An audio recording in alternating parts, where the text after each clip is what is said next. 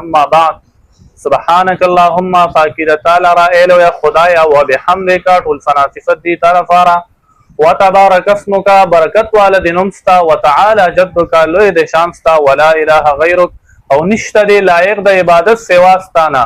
اعوذ بالله من الشیطان الرجیم ته پناه غواړم په الله سره د شیطان رټلی شوي نه.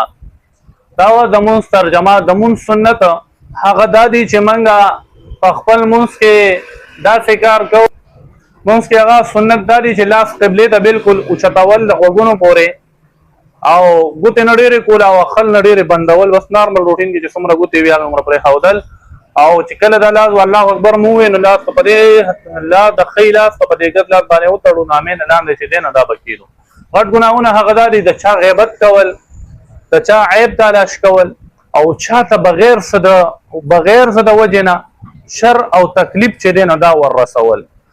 او نقصانات د ګناهونو هغه دا دي چې په اکثرو کارونو کې به دته ګرانوالی چې دی نه دا به راځي. آسان نه آسان کار دا به دته ګرانېږي.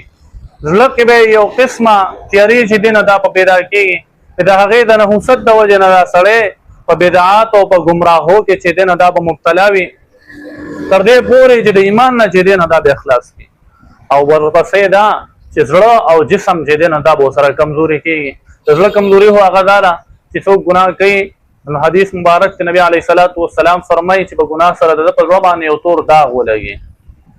دا چې بله ګناه وکړي دا داغ سیوا شي، بله وکړي دا داغ نور هم سیوا کړي تر دې پورې چې دا مکمل زړه چې دی نه دا تک تور شي. نو چې تور شي اطاعت او د زړه چې دی نه لګي، عبادت ته زړه نه لګي، کمزوري پکې پیدا شي. نو چې کله زړه کې کمزوري پیدا شي نو د دې سره په جسم کې چې دی نو هم کمزوري پیدا کېږي. د وجې نه طاقتور نه طاقتور کافر به قوي به او مسلمان صحابه کرام چې دا به کمزوري وو دا به د هغې دپاره کافي کېدل او طاقتور کافر چې دی دا به مرداره و. نو دا ولې ځکه چې د هغې زړونه چې دا په تیارو کې د مسلمانانو زړونه دا صفا و. نو د زړه په تیارو سره جسم چې دی نو دا هم کمزوري کېږي او چې څوک اطاعت کوي او دا داسې ګناه ده چې دا ګناه دله د جنت نه جهنم ته چې دی نو دا رسوي. د جنت نه جهنم تلو لپاره دا ګناهونه چې دی نو دا کافي دي. د اطاعت فایدې څه دي؟ هغه دا دي چې یو خدا ده چې الله جل شانه به د نیکۍ په برکت سره د ده زندګي چې ده نو دا به پرسرور کړي، خوشحالو واله به کړي، د خوشحالو نه به ډکه کړي. او دویمه دا چې کله یو سړی نیکي کوي الله جل شانه بیا بارانونه چې دی نو دا راوري او چې باران راورېږي نو ګرمي چې ده نو دا مو سره ختمېږي، څاروي مو سره خوشحاله وي، مال کې زیادت هم راځي، دغه رنګې اولاد هم سره سیوا کېږي، دغه رنګې باغونو کې میوې چې دی نو دا هم ورسره سیوا کېږي، نهرونو کې اوبه هم زیاتېږي.